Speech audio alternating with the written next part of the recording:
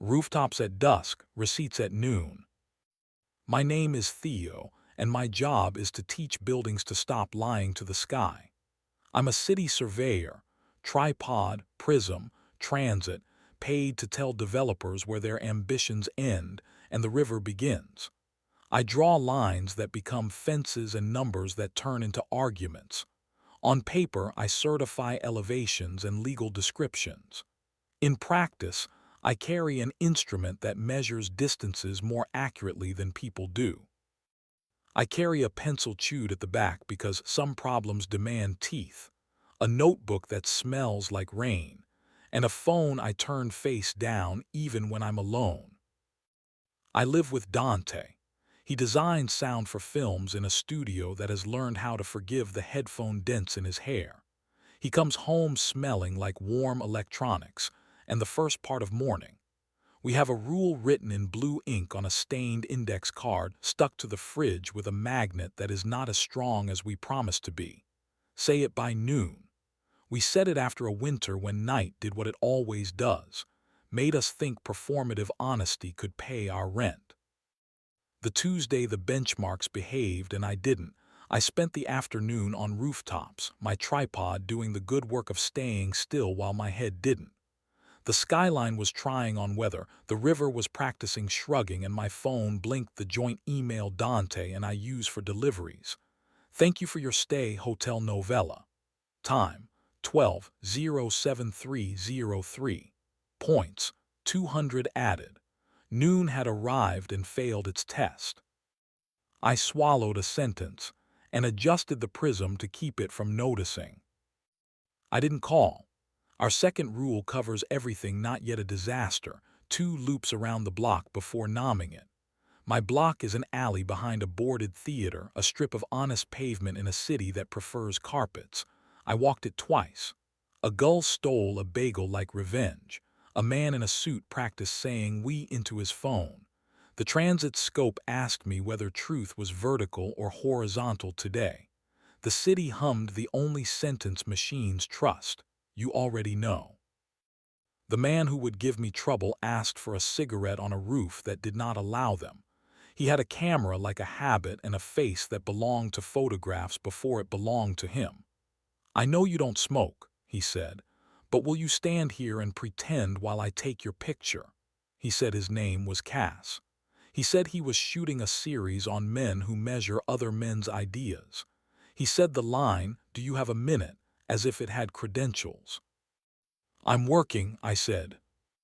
You're breathing, he said, and I stood because I prefer not to argue with that kind of line when the light is doing interesting things to steel. He posed me against a parapet that would never forgive anyone and made the city behind me approve of my posture. He stepped in close to adjust the angle of my wrist as if the tripod required moral support and asked, "Who waits for you when you come down?" I told him Dante. I said the name like a ring, tried it on, like the weight. "So be a good ring," he murmured, which meant 3 or 4 things I did not want to inventory. He asked me for a drink after his last rooftop. I said no like a person, not a saint. "I won't fall off a building for you," I said, "but I might lean over the edge in a lobby." He smiled the kind of smile that converts strangers.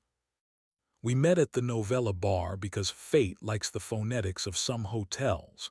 The bartender made a face like she knew our genre. Cass wore a shirt that had been taught how to make light feel grateful. He asked me about lines, and I asked him about angles. He pretended to be surprised when my hands kept telling the story I was trying not to. He touched the back of my neck in a way that made my shoulder forget its job, and then stopped, like a man who knows his talent for restraint is its own advertisement. In the elevator, he didn't crowd me. He was too good for that. In the room, he let me speak first because he wanted later to sound like a quote. I said, "I love someone who buys microphones like apologies," and he said, "I love men who point and say there," and I hated him for being exactly right. He kissed me without asking the first time and asked before his hand went under my shirt, and I said yes in the tone that makes it a verb. He put his mouth to the place under my jaw where numbers quit. We practiced being wrong with care. The lamp stayed on because daylight was now part of the arrangement. After, on his stomach, chin on folded arms, he said, "You'll forgive him." It could have been predictive text. I said, "We'll speak at noon," and drank water like someone recovering from a language they weren't fluent in. Dante was asleep when I got home, center of the bed like an accusation. In the morning he made coffee and I made penance.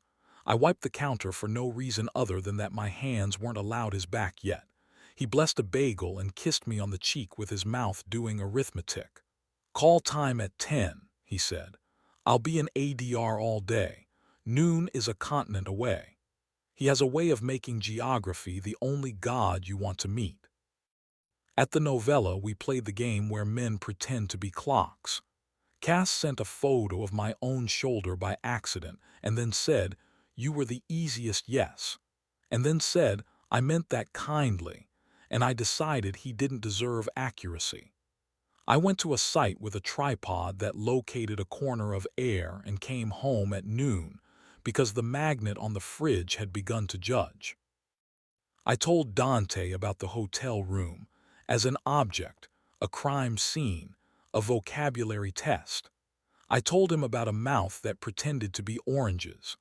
I told him that I wanted to stop, and also I did not. I didn't rename anything to make it palatable. He put his big medic hands on the table like men who prefer to hold weight in objects and listened until my voice could stop pretending to be professional. "I don't love you less," he said. "I don't trust you more yet." He rubbed his eyes with his knuckles like the day was too bright and added, "If we keep this, we keep the rule. If you break it where I can see you, not later where I have to rehearse forgiveness for an audience." I blocked Cass because muscle memory can be re-educated. He sent a photo from a new number of a rooftop stapled to a sky and said, "Miss you here." And I typed, "Find higher buildings," and deleted it, and typed, "I'm trying to be boring," and sent that instead. He replied with a smile that I choose to believe was not real.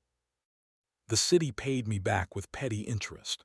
2 days later, I saw Dante outside the novella carrying a pelican case with a man whose laugh I recognized from a room I shouldn't have. They weren't touching. Their bodies had made a committee into a chord. I could have pretended I didn't notice. Instead, I walked past them as if I had permission. Dante looked at me while his mouth kept moving for work because he cannot help himself. The man with him was on his film's sound team.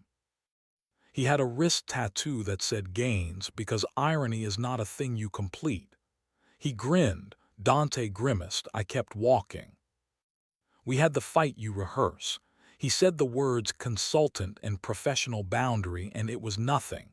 I said the words hotel room and points and departures. He said noon.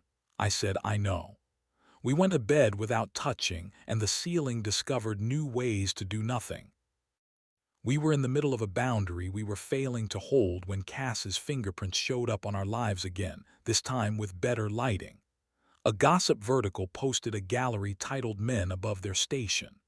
Slide 4 was me in profile on a roof, the river making a case for itself, a mouth near my ear. Slide 5 was Dante laughing with wrist, tattoo at the novella bar, a line between their shoulders that a surveyor would call something else. The caption was City's Favorite Triangles.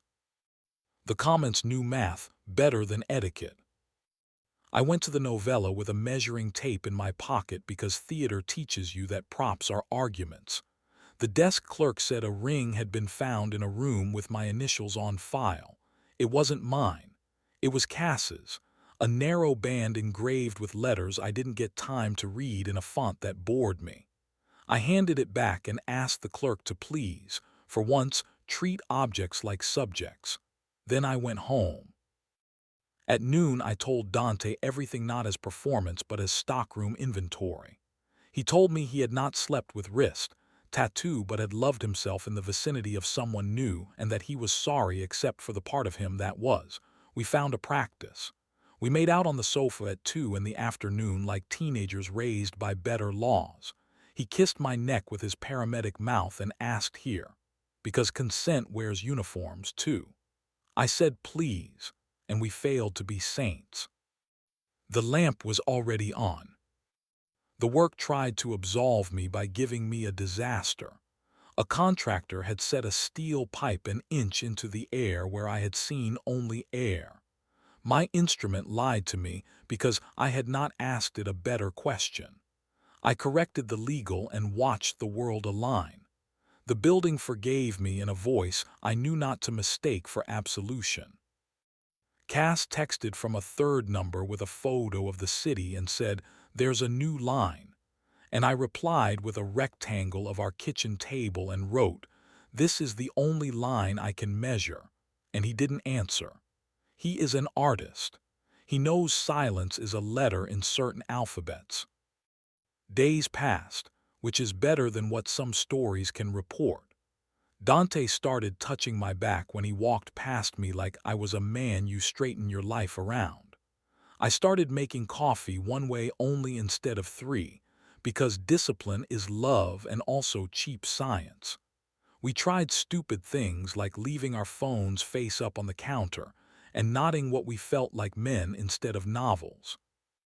If you need the intrigue plated, a hotel, a ring, a rooftop, a photograph made for the wrong eyes. If you need the erotics notarized, yes, we were rough where it made sense and precise where it mattered. Yes, daylight was part of the price. If you need the ending to be proof that we deserve any of this, there isn't one. There's noon, and a city that keeps aligning its switches without complaint for a few hours at a time, and a man who designs sound, and a man who measures lines trying not to mistake accuracy for virtue. There's a bar that smells like citrus and towels, and the decision not to earn any more points. And there is the way a harness feels when you trust it, the sensation of your weight not surprising what holds you.